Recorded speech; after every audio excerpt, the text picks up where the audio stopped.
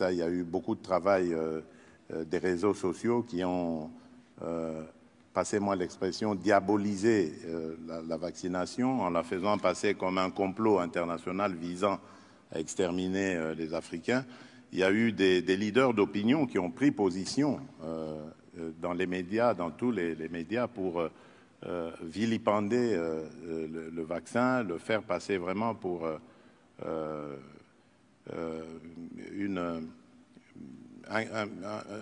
un acte criminel. Pour nini kowele la vaccin mboka ndenge nini oyo mboka modèle nini oyo comment une autorité responsable peut-elle accepter un poison qui va mettre en péril la vie de ses concitoyens?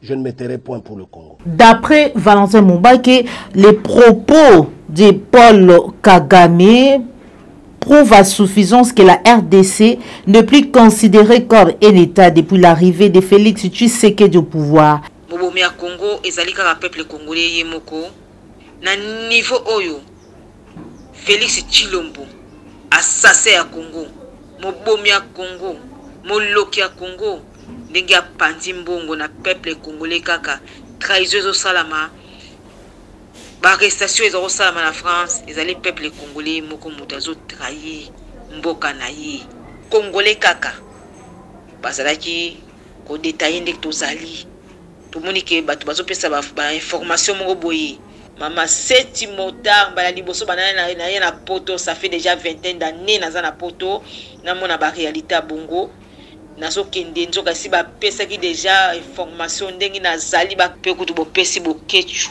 oto bengi général de Gaulle Fox musu ku bondela mboka na ye bo pese su makasi bozo pese su lupe mama kasi bo pese ba diaspora su force makasi boka sate bo lembisa biso na bitumba oyo bozo so ba mbonga makila bozo détruit peuple congolais bozo teka mboka na bino.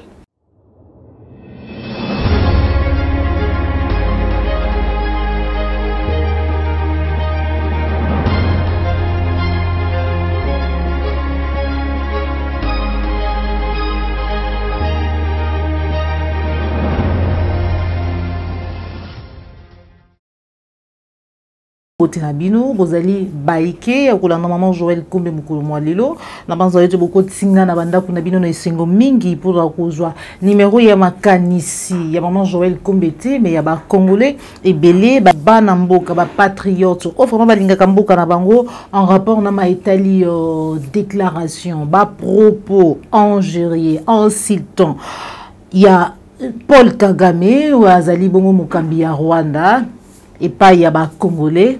Oh vraiment maye o ya lobby est révolté ba congolais ebele sauf ceux qui vraiment zali congolais te sauf ceux qui vraiment zali mukolo mabele te sauf ceux qui zali mutu oyo boweyi to pe ba massacre ba tuerie oyo et salama na mboka na biso pepe oyo zali ko continuer ko salama et ça la opacité nde vraiment okoloba ete makambo etali ba propos to pe makambo etali République démocratique du Congo ezali ko concerner ngati mais je crois que voilà patriote nyonso résistant nyonso mwana mboka nyonso kolo Congo nyonso oyebi ete mabele oyo ezali ya ye maye Paul Kagame ya lobi esengeli et inquiété, et Sengeli est révolté. Quoi, inquiété, c'est rien, mais est révolté pour être Tobunda, lokola mutumoko, avec beaucoup de conscience, avec beaucoup de détermination pour être mboka na biso et si kolama pour être un jour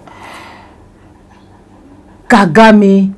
Topé batu obako yaka na sima topé ba mboka misusu et ko kabongo ko respecter mutu oba bengi congolais parce que le lo congolais azali lo lenge mona mboka topé kulutu nanga Patrick Mbeko walobi tozali banyama parce que à un certain moment à un certain niveau certaines choses oui ko lekate na matoyi topé na misu ya baye o bazali batu. Parce que ce que vous allez moutrer sengeli, vous allez na posa ou exiger dignité na yo. Ce que vous allez moutrer sengeli ou exiger respect na yo. Ce que vous allez moutrer sengeli o telema oloba non. Oyote sengeli oyo. Tout le monde na mboka Valentin Mumbake. O pasali moko ya bana mboka o ya téléméli a tomboli mongongo na ye a téléméli ba propos insultant topé injurier à Paul Kagame. On se retrouve tout à l'heure. Chose en réaction dans il y a communiqué officiel, il y a Bandeko, il y a IDP sur le peuple, où il y a Kamamana Ndeko Valentin Moubake, où il y a Sili Koloba Julie. RDC est plongé dans les abîmes et les non-existences comme État depuis la fameuse passation pacifique du pouvoir. D'après Valentin Moubake, les propos de Paul Kagame prouve à suffisance que la RDC n'est plus considérée comme un État depuis l'arrivée de Félix Tshisekedi au pouvoir. La RDC est plongée dans les abîmes de la non-existence comme État depuis la fameuse passation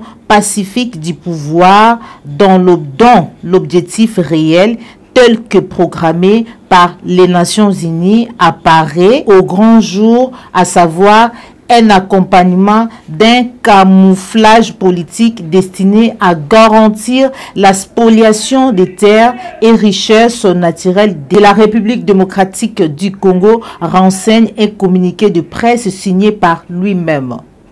Il ajoute, la communauté internationale ne va jamais au secours des faibles. Kaka ndenge totangi lolenge réaction ya mwana mboka Valentin Moubaki ezali il y a pas longtemps, il y a pas 2 mois biso surtout tombola ki pe mingongo awa tolobaki totelemela ki ba propos tenus par Vincent Karega en rapport na ba massacre bomona ki ba congolais ko kende liboso ya ambassade ya Rwanda pour ko senga expulsion pe fermeture ya ambassade wana bomona ki lolenge ni répression ezalaki bomona ki lolenge ni masasi ba gaz et betaki et lelo Paul Kagame a tout simplement officialisé Maïbatindaki parce que en tant qu'ambassadeur il n'avait pas akoki koloba maye oyo batindi ete tout le monde a il n'y a pas longtemps Martin Fayulu m'a dit au cours d'une conférence de presse alors qui était Congo République du Congo et République démocratique du Congo ils allaient dirigé par le Rwanda, par Paul Kagame. Tout le monde qui a bamboua. Sabenga bango ka bongo bamboua ko telema ko tombola mingongo na bango pona ko telemela Martin Fayulu ko insulter tout simplement pour avoir dit que le Congo était dirigé par le Rwanda. Aujourd'hui vous, chers leaders politiques, na ebite suna benga bino bisu kombo ni ya pa kozala bamboa o pona ko luka ba positionnement na bino o pona ko luka je ne sais pas moi quoi botombola ki mingongo na bino pona ko s'encharner pona ko insulter Martin Fayulu Madidi boza wapi lelo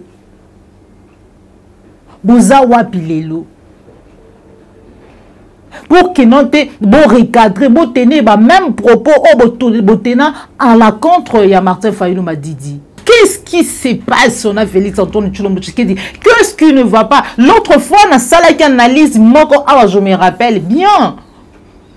Oh tout le monde qui père spirituel kolonga Ghana au kende lualaba. Qu'on ne promettre que notre voilà investisseur na senga qui na père spirituel na bi que notre père spirituel s'il te plaît père spirituel il y a un problème spirituel où personne ne comprend parce que mbondo batu bamela et surtout ceux qui makila ya batu na mboka o makila ya batu zali kotanga chaque jour na mboka o les gens souffrent chaque jour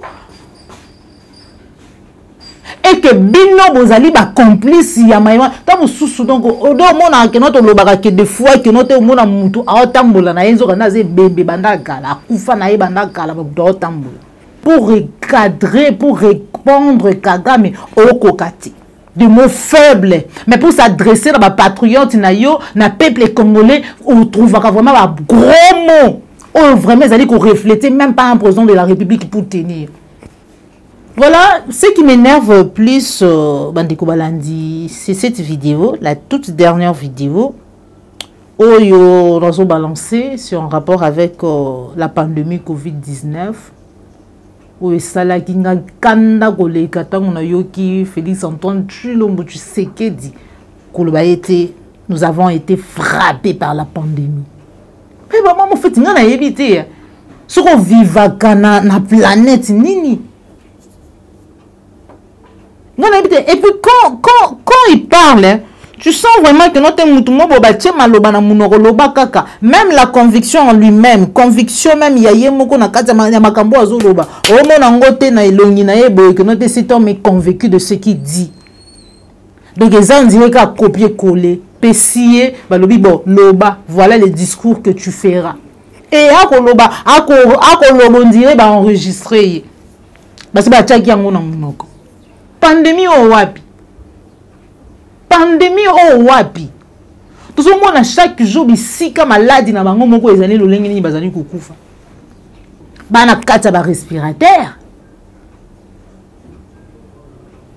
Baza wana bato ba beli yango bandeko ba beli yango libanda ba maman Joël soki maladie wana ekangi yo soki obeli yango. Mais oh kaka a okendaka na soki hôpital de cinquantenaire abo ba maladie ya Covid ba mati likolo ba ko sengo bilo olia ba ba sali 3 jours bazolia ti. Kaka na mboka o to mona abo ba ko soma bibemba ba Covid. O muto akufa na maladie mususu ba commune likolo ya nini ba ya corps que non te Covid. Mais apparemment il faut mandeko on a vraiment problème à Congo toi associé ngo binami balebi tumba plus vraiment spiritualité à makasi parce que comment on a un mususu bazoloba tu te dis mais il parle de quoi, il dit quoi, on comprend de ce kazo bani tout on a une image yo bipa iwa pa koloba que non te voilà tu ba koka vraiment ko joie vaccin belete ya vacciné. Oh, wapi wana chiffre wana ozwango wa 10 000 vaccinés au Congo. Peut-être que papa batu ba mikolo ba exige ki ko pesa vaccin bango peut-être on ba joie qui vaccin qui ont pris ces vaccins là ici au Congo. Oh non, il y a eu diabolisation dans des réseaux sociaux, machin. Oh, on a ba mindele to lo ba mindele ba scientifique. On va ça la vidéo chaque jour pour expliquer biso c'est quoi la mission, l'objectif. Il y a pas vaccin pays à pandémie au Covid yo kangote to yo ko mona ngote. C'est vraiment triste. On se retrouve tout à l'heure. Une part importante des résistances. Comment vous pensez en tant que président de l'Union africaine en exercice, comment pensez-vous convaincre justement cette population à accepter ce vaccin qui sera disponible dans les prochains mois? Okay. Bien, merci Giscard. Effectivement, la mobilisation est très faible. Nous avons eu 1 600 000 doses et nous n'avons réussi qu'à vacciner 10 000, sans plus 10 000 personnes. Et pour la plupart d'ailleurs des expatriés. Donc c'est pour vous dire qu'il n'y a pas de mobilisation du côté congolais. Parce que à côté de ça, il y a eu beaucoup de travail des réseaux sociaux qui ont, passez-moi l'expression, diabolisé la vaccination en la faisant passer comme un complot international visant à exterminer les Africains. Il y a eu des leaders d'opinion qui ont pris position dans les médias, dans tous les médias, pour vilipender le vaccin, le faire passer vraiment pour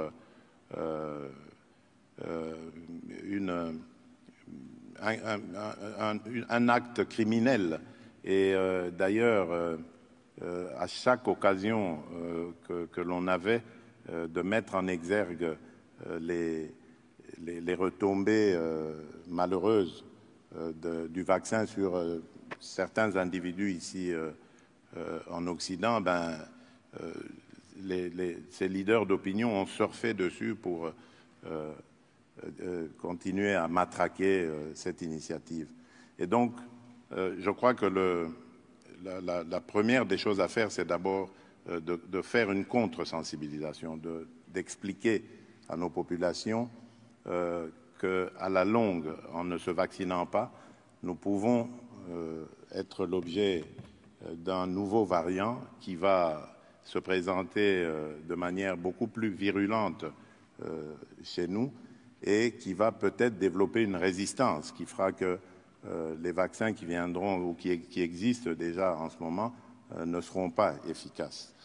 Ensuite, je crois qu'il faut, et je l'ai dit tout à l'heure, il faut peut-être aller très rapidement dans la production de vaccins en Afrique. Pona nini kowele la vaccin? Mboka ndenge nini oyo? Mboka modèle nini oyo? Comment une autorité responsable peut-elle accepter un poison qui va mettre en péril la vie de ses concitoyens? Je ne mettrai point pour le Congo. Pour rabaisser tout un peuple, tina niveau de comme il est là, parce que nous avons, entre parenthèses, au sommet de l'État. C'est triste. Voilà, avant de finir, toujours réaction, il y a Moko Yaba Maman, Azali Bongo résistante, combattante, Maman déboulonnée, pour être tout yeba par rapport à l'arrestation, Azalaki pour Moko Yaba Eo, Bazalaki interpellé, Bazalaki détenu. Après 2 heures, il est en transe et elle a été relâchée. Oh, déjà, na Rosalie Nandila y a téléphone, na Pessi Mbote, Maman déboulonnée. Bonjour, Maman Joël Kombe. Napesi yo mbote mingi bisika yo zali. Merci mingi na koyambanga suna kati ya chaîne na biso oyo. Merci maman. Voilà Maman déboulonnée, tolingi toyeba lolingi nini mobilisation elekaki, qu'est-ce qui s'est passé parce que bandeko ebele parmi bango yo pozalaki na kati ya ba o bazalaki détenu, mais qu'est-ce qui s'est passé mobilisation ezalaki ndenge nini? Merci Maman Joël Kombe na bituna oyo tuningai. Maman Joël Kombe tozalaki mobilisé na tina ya 17 ya 18 Macron abengisaki président o ya France. Macron abengisaki ba président nyonso ya africain bakoka koza na réunion na bango o ezalaki le 17 ya 18 yango biso tozalaki mobilisé na tina la réunion wana po tomonaki ba assassin oyo bazo détruire biso mboka ya Congo bakoya na mikili ya poto biso tozali yango esengaki to manifester to laksa bango ke to lingi bango komona bango awa te bazali bayini ya bamboka na biso bayini ya Congo yango to manifestaki. Voilà. Mama tozalaki na France bandeko mosusu bakomaki avant le 17 biso ba misusu tozwaki occasion kokoma avant le 17 te to se dirigeaki na date ya le 17 na soir nga nakomaki na Paris kokoma nakomaki bandeko bazalaki en live le 17 na sibomonaki bilili na kati bandeko na biso bazalaki na kati ya sitting bisika bazalaki bambila bayaki ko kanga bango bakangaki bango pe ba identifiaki bango alors bandeko na biso bazalaki sur place wana après cela bayi ko rendre compte que ndeko na azana bango te bandeko bayako rendre compte que après cela ndeko na biso bokechu azana bango te après bayi kozwa nouvelle que eza pasi mingi Maman Joël Kombe na réalité to ko vivre na France mobomi ya Congo ezali kaka peuple congolais ye moko na niveau oyo Félix Tshilombo assassin ya Congo mobomi ya Congo moloki ya Congo ndenge ya pandi mbongo na peuple congolais kaka trahison zo salama ba arrestation ezo salama na France ezali peuple congolais moko mutazo trahir mboka na ye.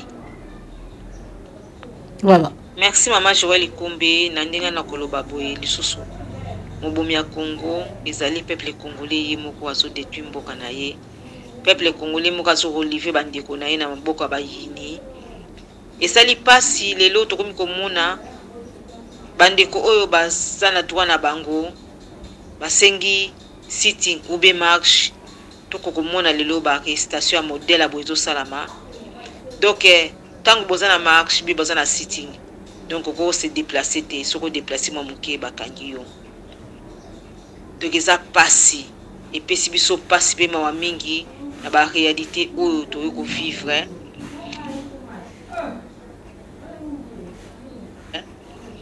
biso bandeko tozalaki na place républicain le 18 bandeko mususu bazalaki diriger côté mususu nasi bo monaki bino sibilili ndeko nanga Maman Joël Kombe biso tango tosisi sitting bisika tozalaki na place de la République bapesi biso nouvelle ke Chilombo assassin Chilombo aza na hôtel Le Père Boy.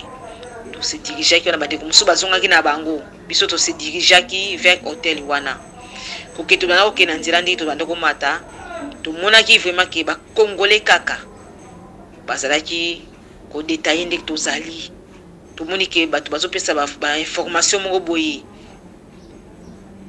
nayebisi bandeko mosusu namoni bato toza na bango oyo wana bazwa kodetaye makambo na biso nde tosala boye bazodetaye tout nzoka mpe ezalaki réalité oyo nazwa koloba ezalaki vraiment vrai ntango tokomi na hotel wana bandeko na biso bomona bilili banda kosala lumbe nga nazalaki kofilme yango mona monanaki te na bavideo wana bandaki kofilme bango après cela natikaki kofilme na bino ngai ifo nazonga parce que komi déjà tard ba 18h presque 50 nabaki no ifo nazonga bisika nazolala parce que nazalaki mwa musika ntango na se diriger nazozonga na ngai tozalaki bandeko mibale bazalaki liboso bango bazako bamonaki pe place tozalaki ezali place moko déjà mobulu ezali déjà eza place ya moka bien te basi bakomprenaki ke place oyo tozali non il faut tolongwa awa bandeko na biso mibale wana base déplaçaki babandi kokende na bango ngai nabandi kolanda malembe na nsima nakokende nanga malembe mpona ke kodirige nake zwa metro na ngai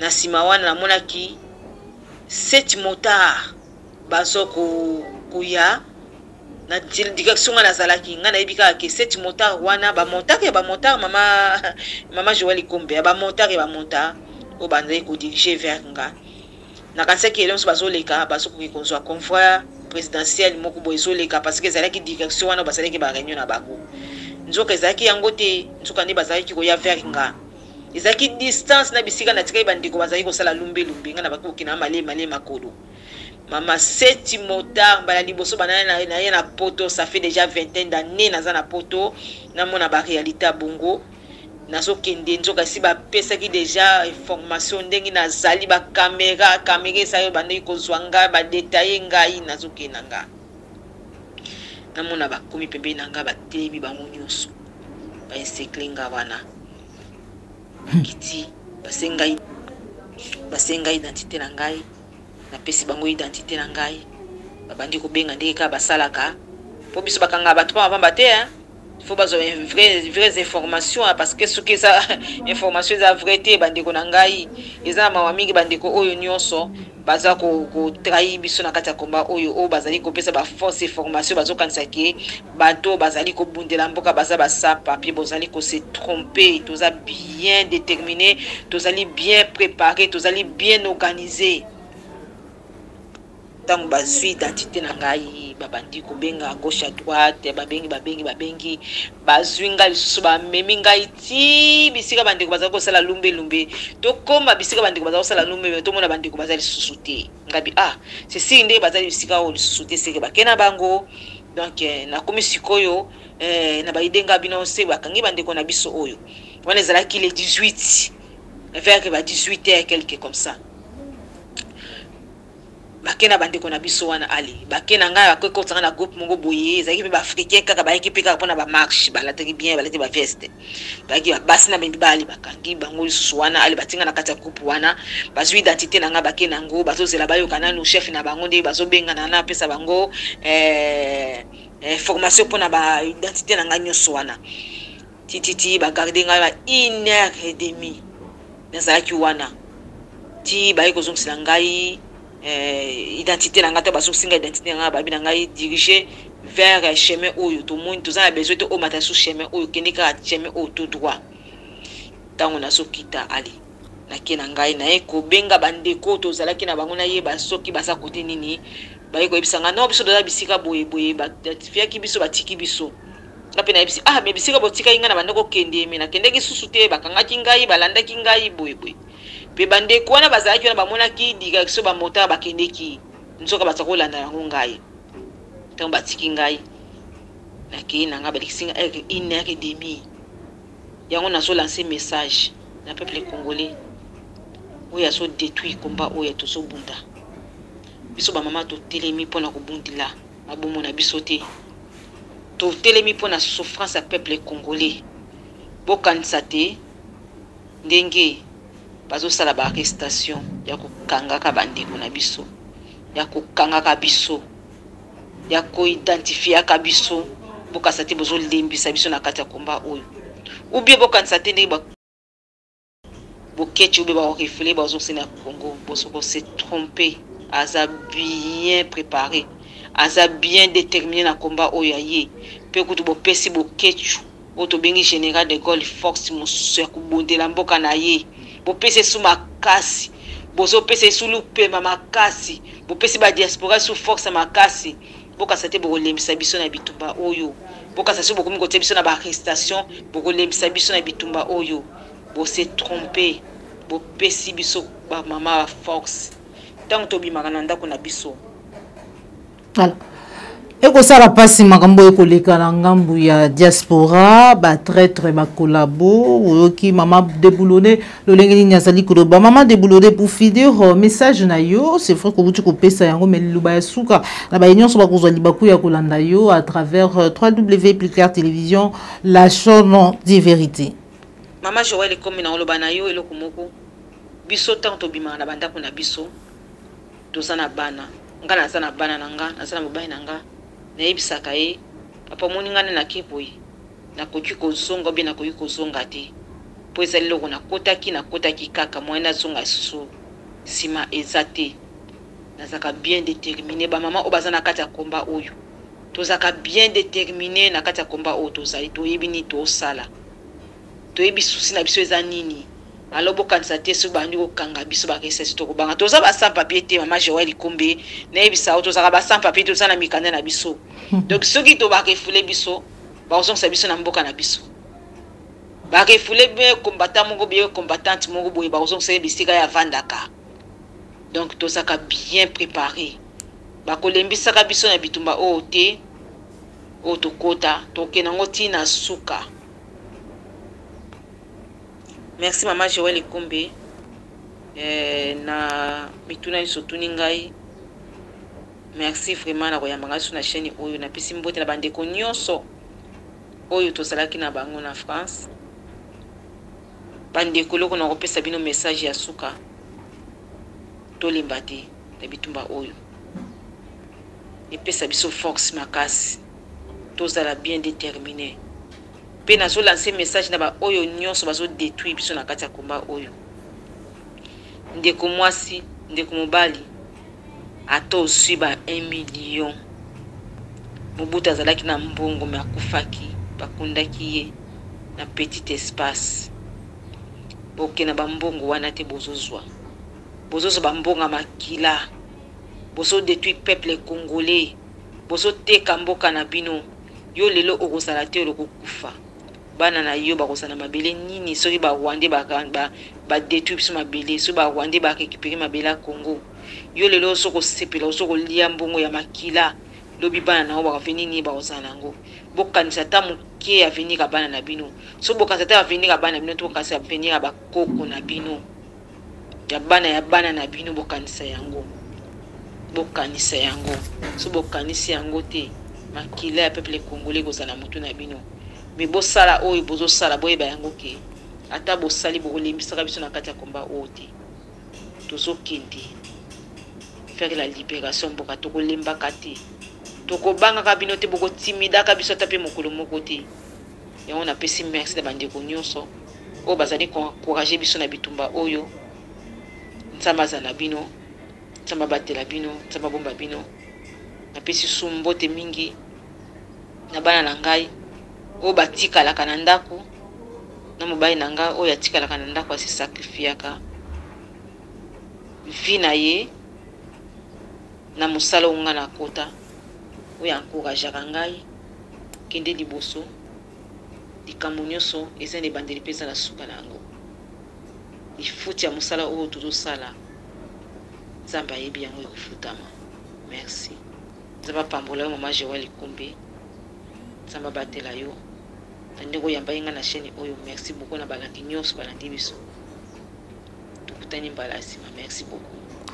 Merci beaucoup, maman déboulonnée. Tout comme souka et émission Nambicho, maman résistante, maman patriote, maman combattante. Pendant vraiment, Moussa Ozali Kosala, pendant Bossi Kolami, pour la liberté, bon somi en Boka Nabicho, République démocratique du Congo, Boka Onzamba Pesa Bicho, to Sengate, to Sepela Pete, to Lingma Pete, Kobota Mba Congolais, mais to Zali Yango, parce que Nzambe a Sepela et to Zala Yango. Ndeto kutali bongo mbala ya sima toujours na kati ya la chambre de vérité. Merci na yo popo la yombo zoma ki sima caméra. Merci na ba congolais nyonso. Merci na Cordo pi Afrique na Jacques Makabou na Joël Ligo na gauche chasseur d'image na Bossanité Christian Boupati les référendums autorité morale Jean Bembe Ouest Jacques Makabou papa Alphonse Sala papa Dominique Sanal, Papa Laurent Bongonza, sans oublier Félix Matika, Maboko Banque, ce que c'est une émission au like et partager en gros. Ce que les animes Balaliboso, Landabiso, Robo Salate, pour s'abonner à la chaîne de vérité, la chaîne qui vous informe en temps réel. Au revoir.